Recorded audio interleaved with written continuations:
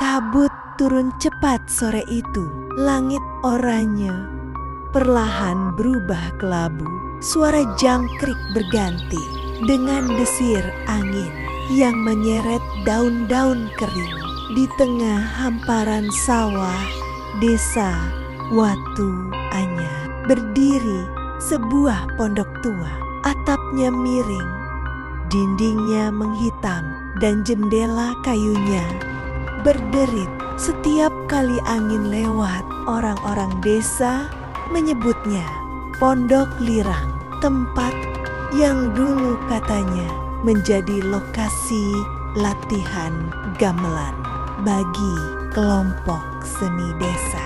Tapi sejak malam hujan 3 tahun lalu, tak ada lagi yang berani mendekat. Karena malam itu semua pemain gamelan menghilang dan hanya suara musiknya yang tersisa.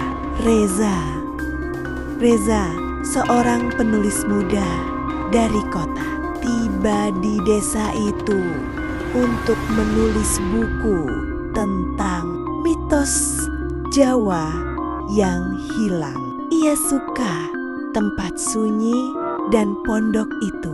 Menurutnya sempurna. Pondok Lirang masih kuat, cuma agak lembab, kata Pak Warto, kepala dusun. Tapi ingat satu hal, nak, kalau malam Jumat Kliwon jangan keluar, dan kalau dengar gamelan dari arah sawah pura-pura tidur saja. Reza tersenyum menepuk bahu kepala dusun.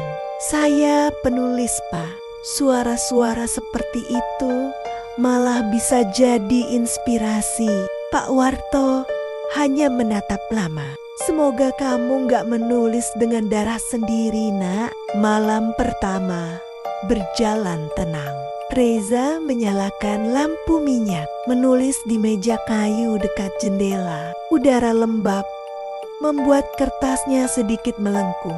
Jam dinding tua berdetak pelan. Tepat jam 0:11, suara samar mulai terdengar dari arah sawah. Bunyi saron yang beradu pelan, seperti seseorang menabuh dari kejauhan. Lalu disusul kendang, jender, dan gong yang mengalun dalam tempo lambat. Suara itu indah, tapi salah. Nada-nadanya tak pernah lengkap, selalu berhenti di tengah. Dan setiap kali berhenti, udara di sekitar pondok terasa dingin menusuk, seolah seseorang berdiri di luar jendela mengawasi. Reza keluar mencoba mencari sumbernya, tapi yang ia lihat hanya hamparan sawah berkabut dan sinar bulan yang menimpa atap pondok. Suara gamelan berhenti. Begitu ia melangkah keluar pintu. Malam kedua, hujan turun deras. Angin menderu. Pintu pondok berderak.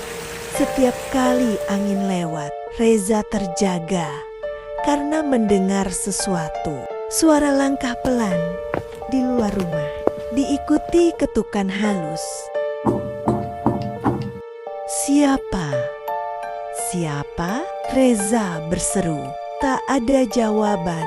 Ia membuka pintu perlahan. Seorang perempuan berdiri di depan. Rambutnya disanggul, kebaya hitam melekat di tubuhnya yang pucat. Air hujan menetes dari ujung selendang batiknya. Namun anehnya tak ada bayangan di lantai. Namaku Sekar, katanya lembut. Aku dari kelompok karawitan yang dulu latihan di sini. Boleh aku masuk? Eza setengah kedinginan mengangguk. Mereka duduk di dekat lampu minyak yang redup. Sekar bercerita tentang masa lalu pondok itu. Tempatnya berlatih gamelan.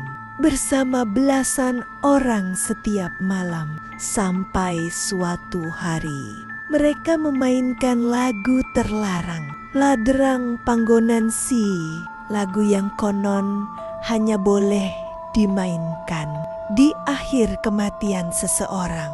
Malam itu hujan seperti sekarang, petir menyambar, dan saat lagu itu mencapai nada terakhir, gong besar jatuh sendiri dan semua pemain gamelan menghilang. Sejak itu kami hanya bisa bermain di antara dua dunia, kata Sekar sambil menunduk. Dan setiap malam Jumat kami mencari yang mau menyelesaikan lagu itu. Reza tertawa kecil. Mungkin aku bisa menulis tentang itu. Sekar menatapnya tajam. Berhati-hatilah, Mas Reza. Kalau kau tulis, kau sudah ikut memainkannya. Hari ketiga, Reza mulai melihat hal aneh. Bayangan orang berjalan di sawah saat pagi. Padahal tidak ada siapa-siapa. Di dinding pondok muncul bekas telapak tangan kecil seperti dicetak dari lumpur basah. Setiap kali ia menulis kata gamelan, tinta penanya tumpah sendiri, membentuk bulatan seperti tetesan darah. Malam itu Sekar datang lagi, tapi kali ini wajahnya lebih pucat dan matanya kosong. Mas Reza, kau dengarkan aku. Malam ini waktunya selesai. Suara gamelan terdengar lagi. Kali ini lebih dekat, seolah datang dari bawah lantai.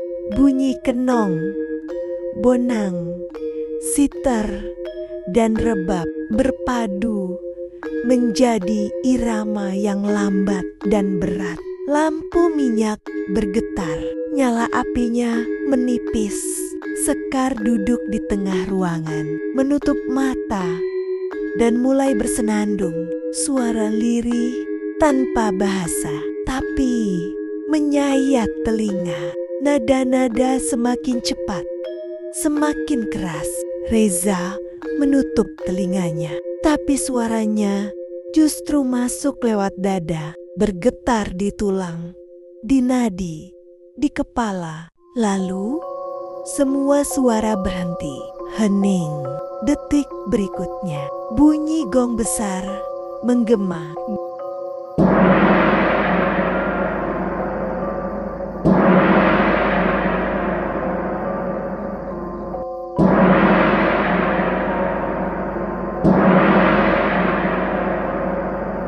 Udara tiba-tiba membeku.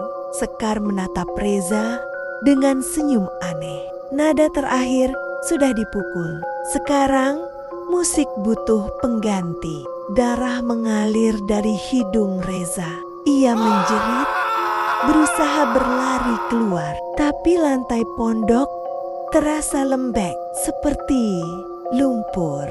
Tangannya terperosok dan dari dalam tanah muncul tangan-tangan lain, pucat, berlendir, menariknya ke bawah. Di antara tangan itu, wajah-wajah muncul. Wajah pemain gamelan yang hilang dengan mata hitam kosong dan mulut terbuka lebar, seolah terus bernyanyi. Mas, jangan berhenti. Lanjutkan nadanya. Tabuh, tabuh lagi. Reza menjerit sekuat tenaga.